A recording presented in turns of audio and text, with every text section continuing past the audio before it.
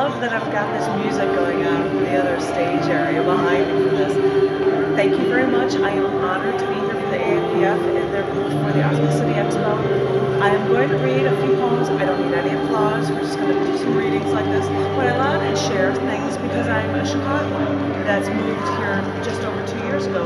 I created a book of things that I have done and features here, and I called it Pheromemes, 2015 to 2017 show poems. No, there's no such thing as a word, pheromemes, but if you can be attracted to someone's pheromones, maybe you can be attracted to my memes or my words or my ideas. So these are going to be a few poems that I have not shared with you guys before, and they are from different shows. I am going to start with some end of the year celebration pieces, and this was for the show at the Pie Center called Kuypers. And this is called Open Flame for the Celebration. Every year as the festival approached, I would go to the grounds to celebrate. I can still remember riding on my roller skates down the street after the afternoon showers and running my skates through the puddles in the middle of the street.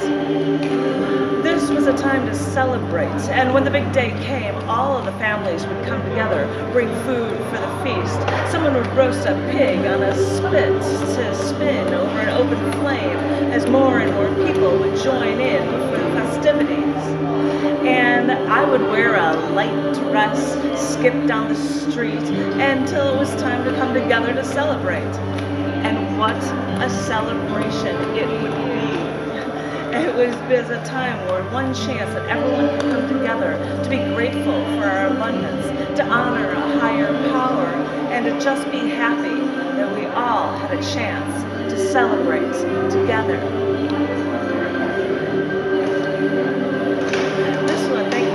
This one is called Every Soul Celebrates. A poet once described Saturn mythology. Saturn, it says, devours its children. Yes, it's true. I know it. But I never paid attention to that mythology. I love a gas giant with a moon like our Earth at its creation. A celestial giant with some moons that couldn't come together, that formed a nebulous sheet of rings instead. Because even though science isn't mythology, it is truly beautiful. I've always said that. Until I heard the stories of Saturnalia. When you think to celebrate, you might think of Mardi Gras or New Year's ball dropping in New York City. You might even think of the decadence of Brazil's Carnival. But none of that matches the chance to act for people to come together, from the rich to slaves, and to actually treat each other as equals, to celebrate the crops and share the abundance of the year. Because during Saturnalia, this ancient Roman festival honored Saturn as a deity of God and agriculture, liberation, and time. So it seems fitting that after the harvest, that during the dinner festival, the slaves would be served first, as if they were the masters of the house. This was a time to celebrate prosperity after the crops were good. And because Saturnalia was a holiday, businesses and governments were closed, and no war could be declared. So on this day, Roman poet Catullus called Saturnalia the best of times, and the Augustan poet Horace called this supreme and decadent liberty a December liberty, a leisure free of grievous ambitions. And that is what when the end of the year approaches, isn't that what we're all looking for? We've worked so long, we've accomplished so much. Maybe now we should remind ourselves that sometimes we have to stop and switch things up a bit. Because if Saturn rules agriculture, liberation, and time, let us use this time to liberate ourselves and celebrate our fortunes in any form, with any soul we could see.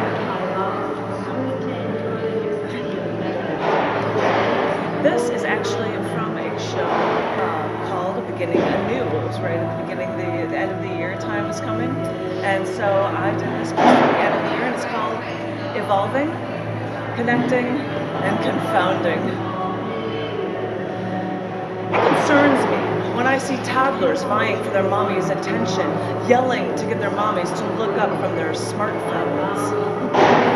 It confuses me when I hear that IBM Corp, the company that invented the PC, has decided that all of their employees should use Macintosh computers. Riddle me this, Batman. Explain to me why the new decree is that all IBM employees shall be using Macs.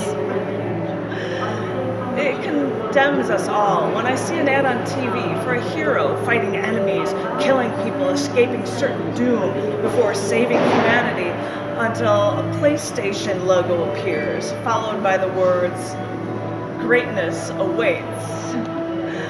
Oh, wow, how confounding. Because greatness awaits for those who didn't sit on their comfy cushions and play video games. Heroes act. They don't sit back and escape their reality by playing games on an alternate reality. They make their lives great. So, yes, for all of you console junkies, greatness still awaits.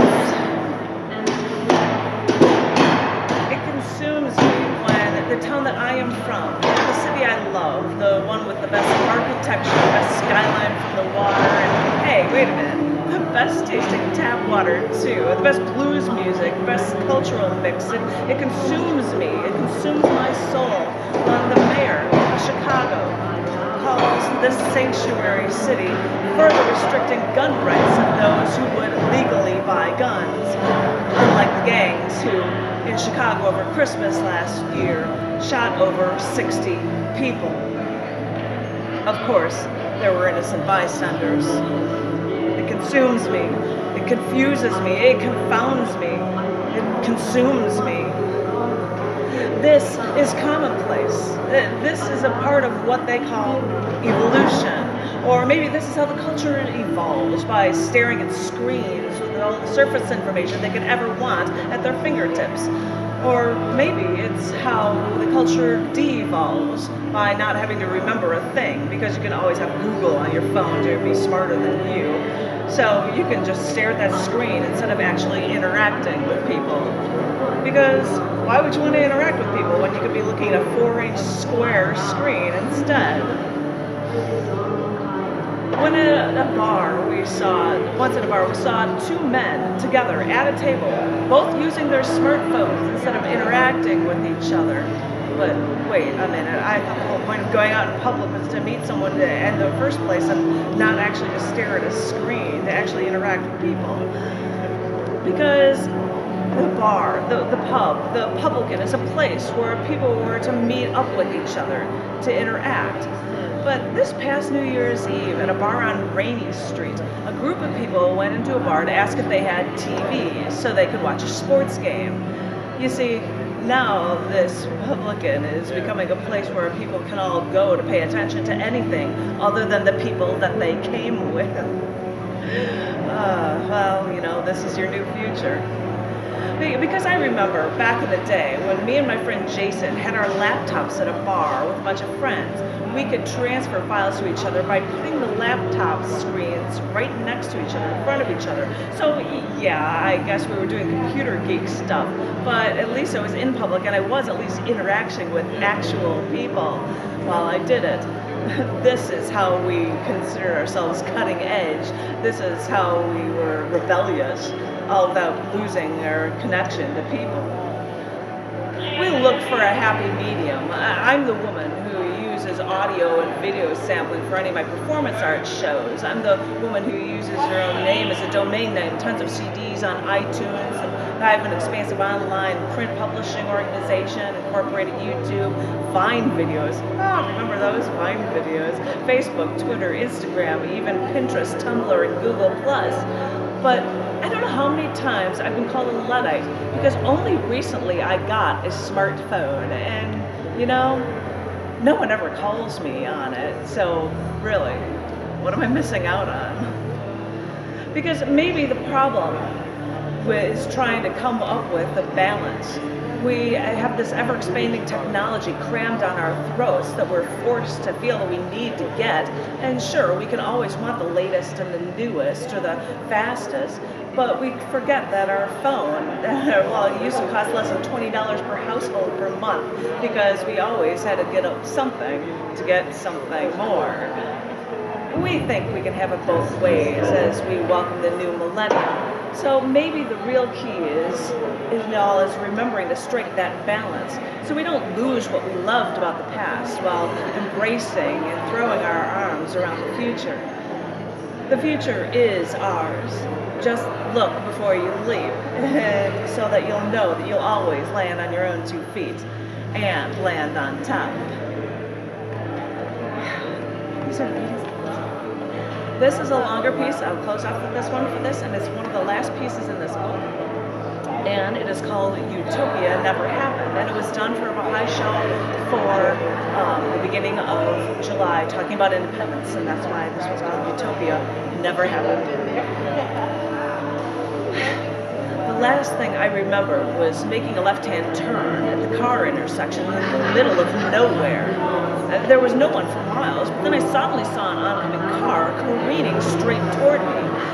All I could do was slam on my brakes and brace for impact. But I woke up in a strange bed and I could hear health monitors. I think I was in a hospital somewhere, maybe a hospital room, but I had no idea where I was. I was mortified. I rubbed my temple. I felt okay, maybe bruised, but I didn't know why I was here. And the last thing I wanted was doctors I didn't know telling me that I couldn't leave and then leaving me trapped like a prisoner. I've been trapped like this before. I know this feeling all too well. I just didn't want to be here. I wanted to be free. I've worked all my life to gain my independence and stand up for myself, to do what was right. And there was no way I wanted to be placed in a straitjacket and trapped into a hospital again. I was better than this. I had to be. I rubbed my temples, so I carefully walked toward the closed door until the door opened. A man saw me and smiled. "I'm glad you're doing well," he said, smiling, and I felt my blood begin to boil. I asked, "Where am I?" And he could tell from my tone that I shouldn't be reckoned with, so he laid it all out for me. "You got away from other people with your car. Then you were knocked out from the crash. The driver for the other car didn't make it, so we flew you here. You see, we've watched you work. You've got a lot of talent, and we've seen you fight every step of the way when you've tried to accomplish any of your goals. I think you understand how unfair the government can be, and we know you understand how those with the government's mentality will try to take any tactic they can, other than reason, to stop you as well. So we thought you would find it, you could actually be safe, and we could save you from that, where you could actually work with your mind and be respected again." I just stared at him. I had to, I couldn't understand it all, but I think I saw the look in his eyes, and it turned from like an indicting stare to an incredulous gaze before I looked at him in disbelief. "I can tell you're not interested, but others like you around the world got fed up with fighting a system they couldn't beat." I had to stop him again. "Where am I?"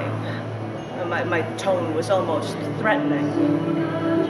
"We flew you to an island that no radar can detect, because here you can work and you won't be stopped."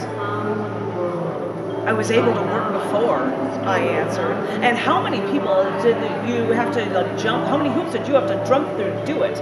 He answered, which stopped me enough to think about all I had fought for in my life and how it was all usually to no good.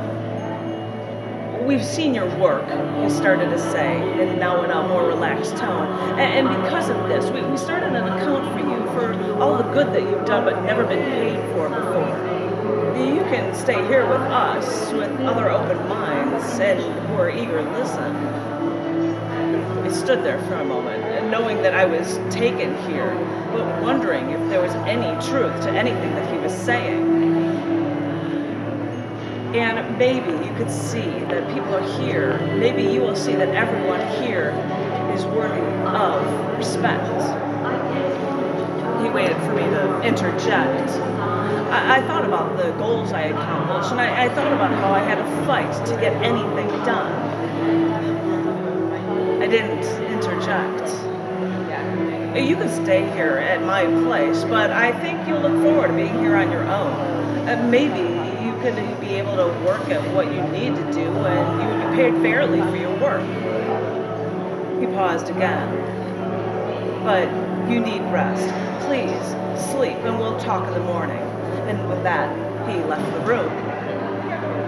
I slowly sat down on the bed again. In a way, it sounded like a dream come true, being free from suppressing factors, having true independence to live the way I was meant to. I rubbed my temple again as I lay down in bed.